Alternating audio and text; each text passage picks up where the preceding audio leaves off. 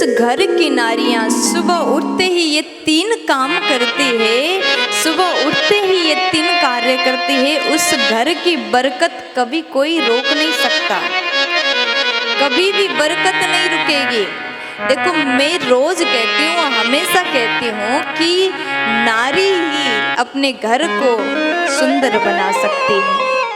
अगर घर की नारी, घर की माताएं, घर की बहुएं, घर की देवियां अगर रोज सुबह उठते ही ये 3 कार्य को करे तो वो नारी अपने घर से गरीबी को हटा सकती है।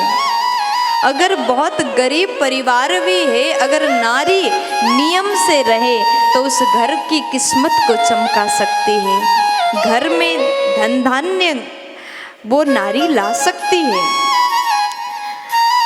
आप ये मत सोचिएगा कि वही नारी घर में पैसा ला सकती है, वही नारी घर को सुंदर सफल बना सकती जो जॉब करती हैं, जो काम करती हैं, पैसा कमाती हैं। अगर पैसा ना भी कमाए तो नारी का विशेष भूमिका रहता है घर को धन धान्य से युक्त बनाने के लिए। सुबह उठते ही नारी का नियम हो, ये नियम तो पुरुष को भी करना चाहिए। सभी यहाँ जितने भैया लोग, जितने पापा लोग बैठे हैं, आप भी कर लीजिएगा, कोई दिक्कत नहीं। हम लोग क्या सोचते हैं ना, घर की जो बातें हैं, जितने काम हैं सब नारियां ही करें, लेकिन कभी कभी पुरुष भी करे तो दोष नहीं लगता, नारी तो करती ही है। धर्म को बचाने में विशेष भूमिका नारियों का है।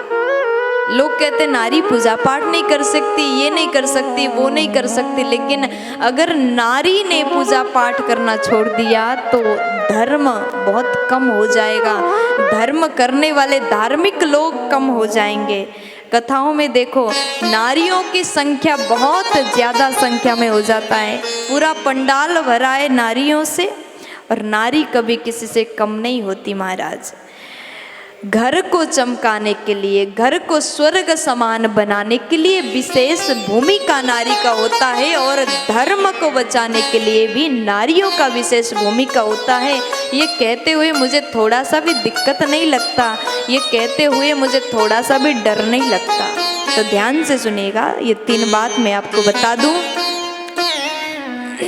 रोज सुबह उठते ही घर की बहू, घर की नारी धरती माँ को प्रणाम करें।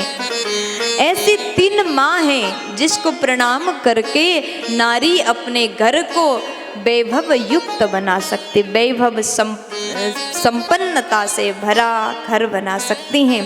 सुबह उठते ही घर की देवी धरती माँ को प्रणाम करें, भाव से प्रणाम करें। हे धरती माँ, आप हमारे ऊपर, हमारे परिवार के ऊपर हमेशा कृपा बरसाएं।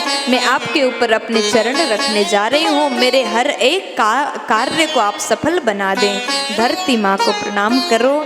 स्नान करके जब रसोई घर की ओर जाओ तो दरवाजे में, रसोई घर के दरवाजे को प्रणाम करो। ये प्रणाम कौन सी माँ को कर रहे हो? अन्नपूर्णा माँ को कर रहे हो, क्योंकि रसोई घर में अन्नपूर्णा का वास होता है। और जो नारी धरती माँ को प्रणाम करने के बाद अन्नपूर्णा माँ को प्रणाम करके ही रसोई घर में प्रवेश करती है, उसके रसोई में कभी धन धान्य की कमी नहीं हो सकती है, उस घर में कभी अन्न की कमी नहीं आ सकती, उस घर में कभी कोई भूखे नहीं जा सकते, उस घर में आए अतिथि कभी भूखे नहीं सो सकते। इतनी बड़ी कृपा अन्नपूर्णा माँ का उस नारी के ऊपर होगा कि वो नारी अपने रसोई को हमेशा भर करके ही रख सकती है।